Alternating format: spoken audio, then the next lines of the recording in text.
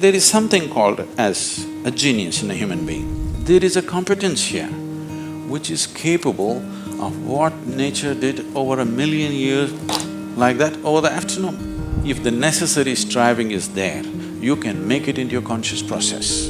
If you set up the necessary situation, success is an assured thing for that person.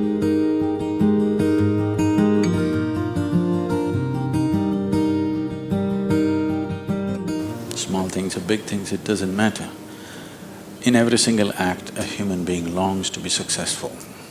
Life is an infinite number of doorways. If you're very diligent, you will open a few of them. If you're brilliant, you'll open many of them.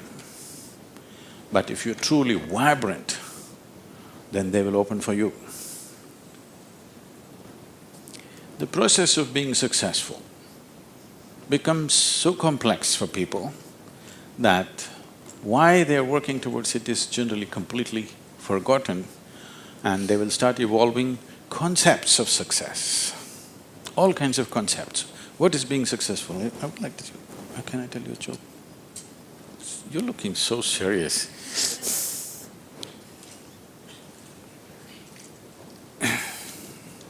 There was a man in India whose name is Shankaran Pillai. Okay, it's like John Smith.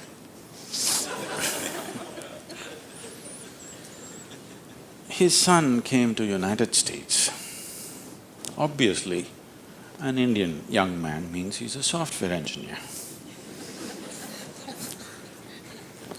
He went to Texas, Houston and started working there. Then he fell in love with a white American woman. He struggled because back home, this love affair is a crime. He struggled and struggled, then one day told his mother, then the mother informed the father, and the father exploded. He went back home to convince him, didn't work, because in India, if you have to get married, they're tracing your family tree for 5,000 years. They're looking at the genetic purity of the person that you're marrying. So somebody from somewhere else, a white woman from America, how can you marry her? What do we know about her genetics? Where does she come from? What is her lineage? Da, da, da. So no way to convince, he came back.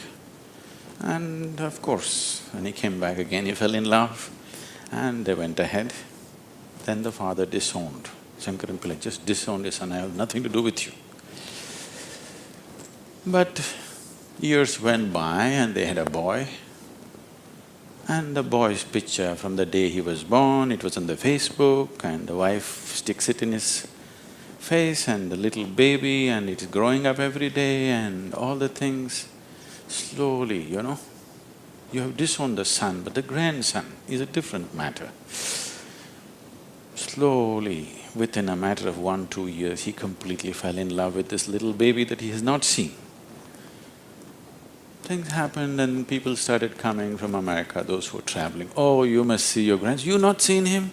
Oh, you must see him, this is the fruit of your life. Slowly it caught him. Then he decided he's not going to see his son's face.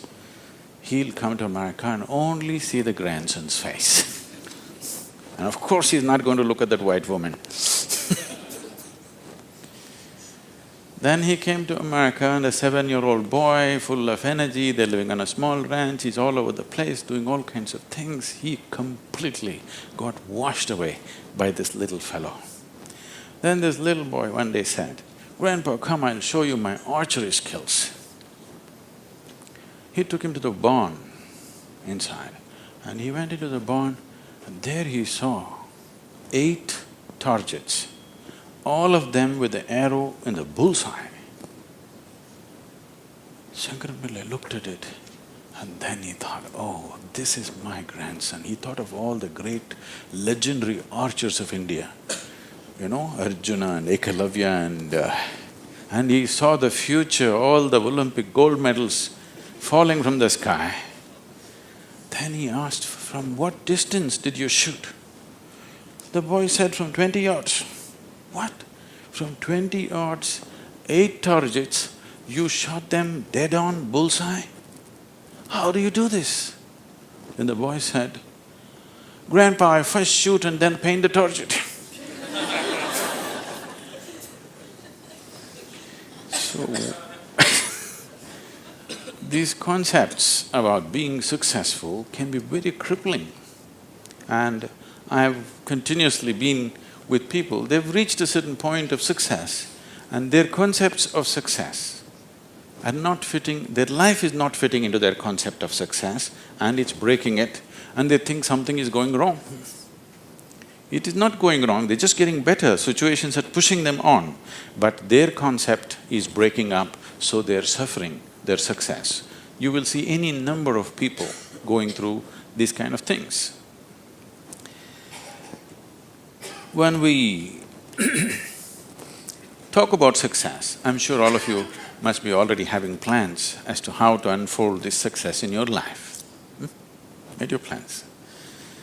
Plan is good, but plans again can get caught up in things because you plan from what you know today.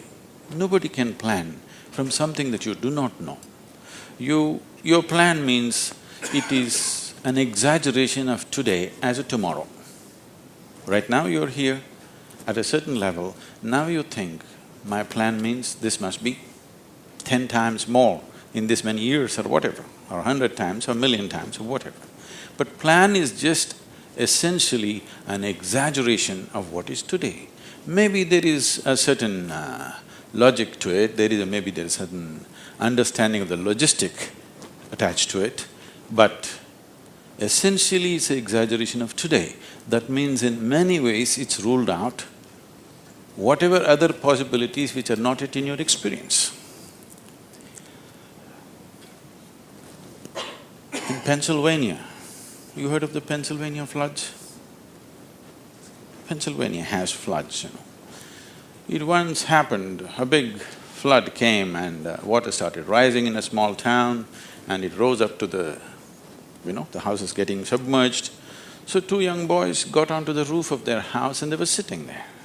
And then they saw a hat going up and down in front of the house.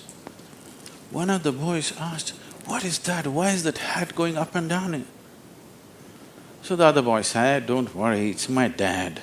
Yesterday night he got into a fight with my mom and took a vow, hell or high water, I'm going to mow that lawn."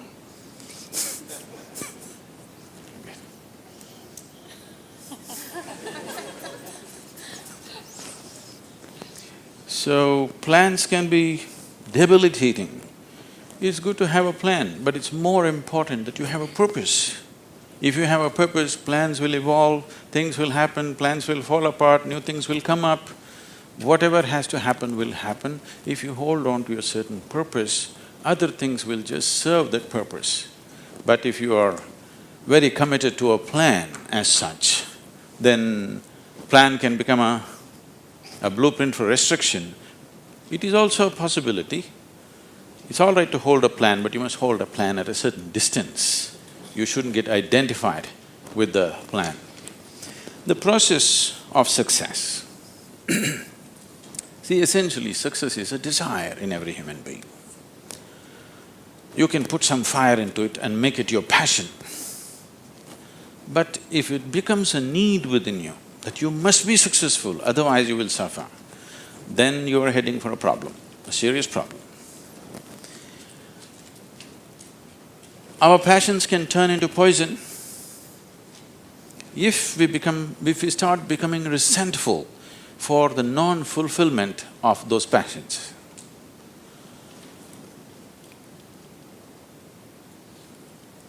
When I say turning into poison, today there's substantial medical and scientific evidence to show that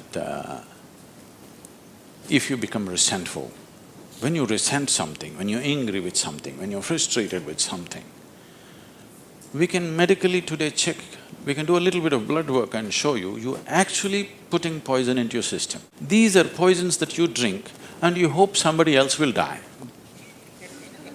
Life does not work like that. If you drink poison, you die, and it's fair.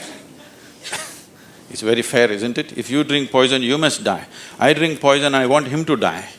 It doesn't work like that. So these emotions always take away the fundamental ability. See, there is something called as a genius in a human being.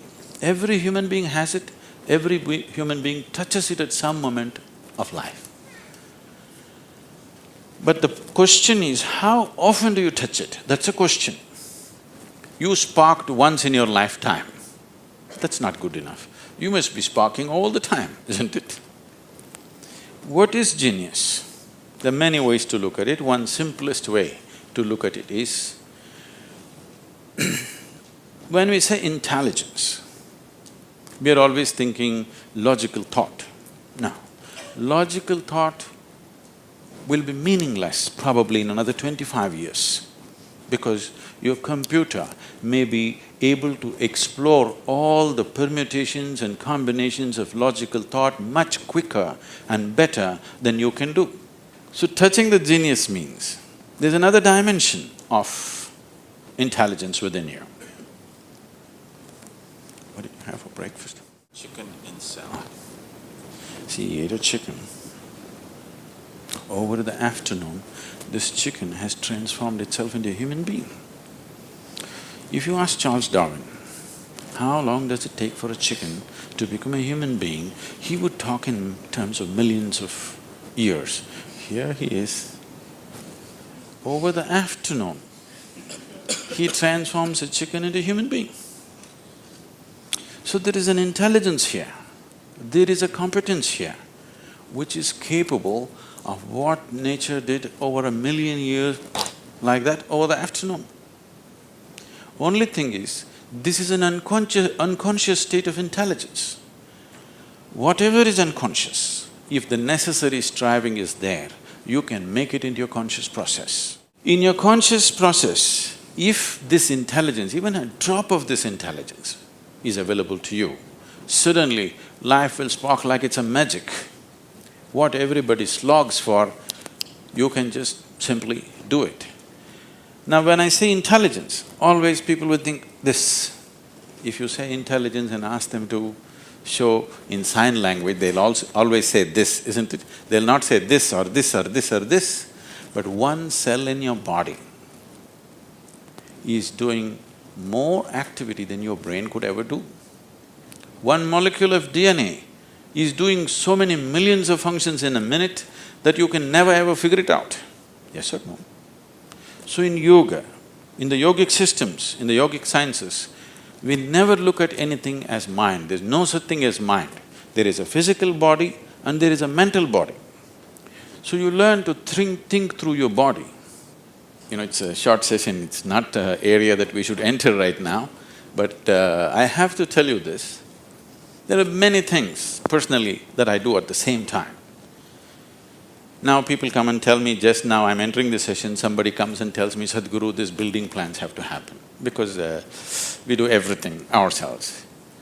Now by the time I get out, I'll have the building plan ready as I'm speaking here, because 12 to 14 channels actively keep going on in my head. It is not just in the head, you learn to think through your body. Learning to think through your body will never give you a headache, that's the best part of it. Now, all these responsibilities and 1,000 things happening at the same time, won't you get stressed? There is no such thing, because you use a deeper dimension of yourself and everybody is capable of this and everybody has it. You may not have the same level of intellect as somebody else has, that is always subject to person. But all of you eat, if you eat a carrot, you can digest it, that means you have another dimension of intelligence, yes? If you set up the necessary situation that everything that's there within the system is available for you, success is an assured thing for that person.